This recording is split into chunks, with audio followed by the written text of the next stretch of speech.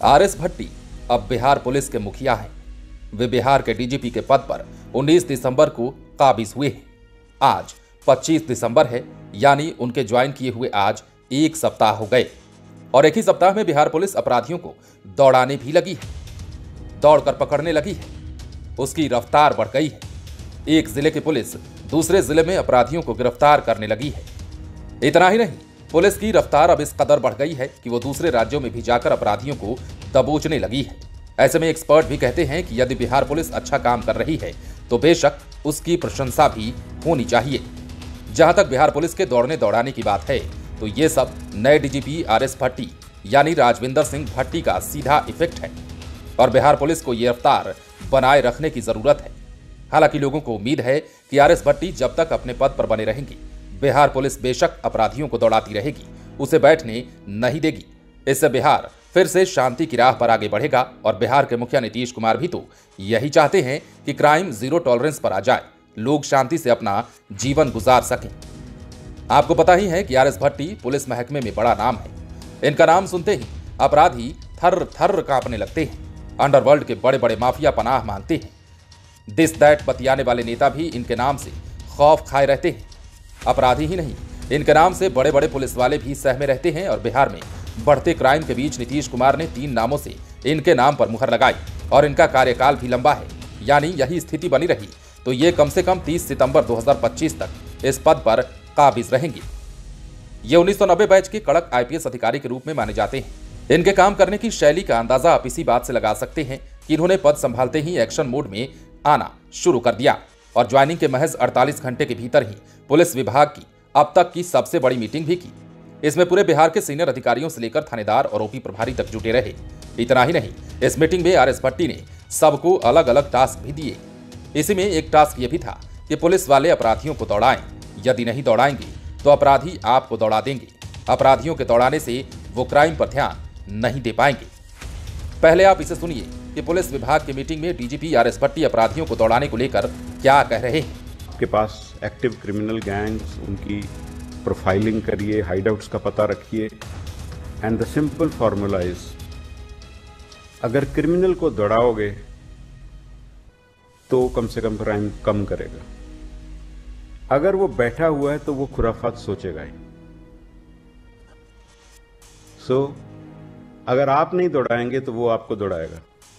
चुन लो दोनों में से क्या करना है। What I want to see is कि क्रिमिनल को आप दौड़ा रहे हो कि नहीं। जब मैं आऊंगा आपके जिलों में, मैं प्रोग्राम बना रहा हूं और मैं उन्हीं थानों में जाऊंगा जहां पे क्राइम ज्यादा हो रहा है। पुलिस सभा भी करेंगे, पुलिस लाइन भी जाएंगे, थानाध्यक्षों से भी बात करेंगे, आपकी कठिनाइयां भी समझेंगे। आज का सेशन केवल मुझे अपनी बात रखने के लिए आपके सामने कि मैं इन चीज़ों पे आपसे उस समय भी यही सवाल पूछूंगा, कोई नए सवाल नहीं पूछे जाएंगे। तो क्रिमिनल को दौड़ाओ तो क्राइम कम होगा।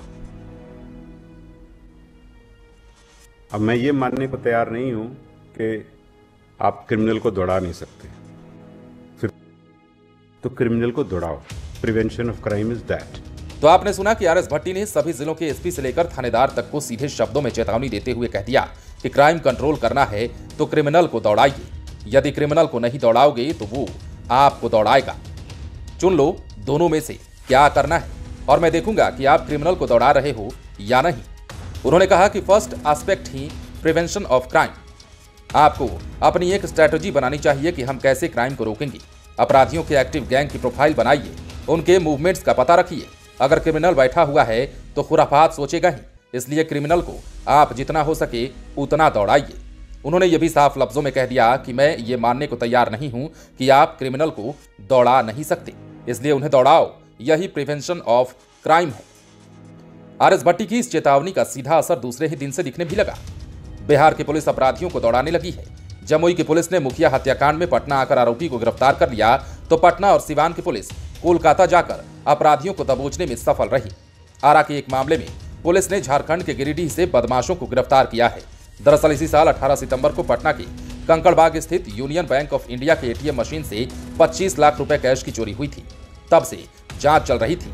लेकिन आरिस भट्टी के आते ही पुलिस अपराधियों के पीछे दौड़ी। हालांकि इससे पहले पुलिस ने मेन एक्यूज रवि की पत्नी प्रियंका और उसके भतीजे कुंदन को पकड़ा था, लेकिन रवि और उसके 3 साथी फरार चल रहे थे। पुलिस को पता चला कि वो अपने 2 साथियों के साथ कोलकाता में ही रहकर चोरी के रुपयों से अय्याशी कर रहा है।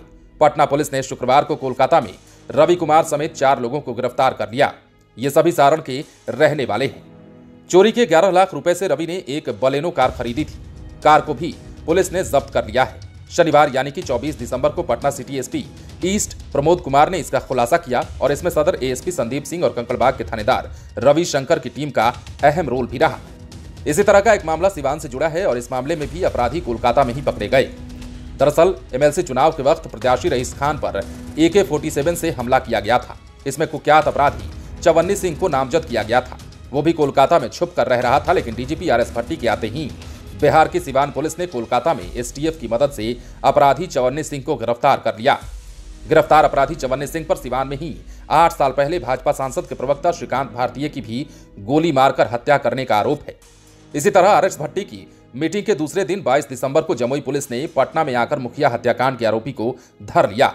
दरअसल कुछ सिविल ड्रेस में लोगों ने पटना हाईकोर्ट के पास से एक शख्स को उठाया तो पहले ये अफवाह फैल गई कि किसी वकील को गुंडों ने उठा लिया है, लेकिन बाद में तफ्तीश हुई तो पता चला कि सिविल ड्रेस में कोई और नहीं बल्कि जमुई की पुलिस थी, डीजीपी आरएस भट्टी की पुलिस थी। और जिसे उठाया गया वो कोई और नहीं बल्कि दरखा पंचायत के नवनिर्वाचित मुखिया जयप्रकाश महतो की हत्या का आरोपी था।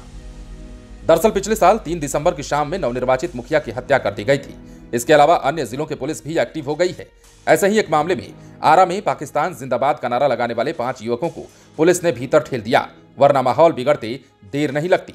डीजीपी आरएस भट्टी का साफ कहना है कि अपराधियों को किसी भी कीमत पर नहीं छोड़ा जाए। दरअसल आरएस भट्टी के बारे में कहा जाता है कि पहले से भी वो जिस जिले में जाते रहे हैं तो वहां के टॉप 10 क्रिमिनल की लिस्ट बनवा लेते थे और उस पर अंकुश रखते थे।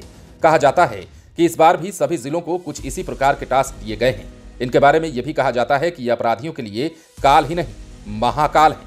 इनके डर से अपराधियों, भ्रष्टाचारियों या फिर गलत करने वाले पनाह मांगते हैं। ये अपने काम पर पूरा फोकस रखते हैं और पब्लिक को किसी प्रकार की दिक्कत नहीं होने देते। वहीं घर ढुकवा पुलिस वालों को भी ये नहीं बख्शते हैं, चाहे वो एसपी ही क्यों ना हो। आरएस भट्टी को यह बिल्कुल पसंद नहीं है कि पुलिस फील्ड में नहीं जाए। उन्होंने साफ कह दिया है कि पुलिस को हर हाल में अपराधियों को दौड़ाना ही होगा और वे नहीं चाहते कि अपराधी पुलिस को दौड़ाएं। और मुख्यमंत्री नीतीश कुमार भी तो यही चाहते हैं कि पुलिस अधिकारी फील्ड में निकले, अपराधियों के मन में पुलिस का खौफ दिखे। जीरो टॉलरेंस के लिए पुलिस अधिकारियों का फील्ड में निकलना बहुत जरूरी है।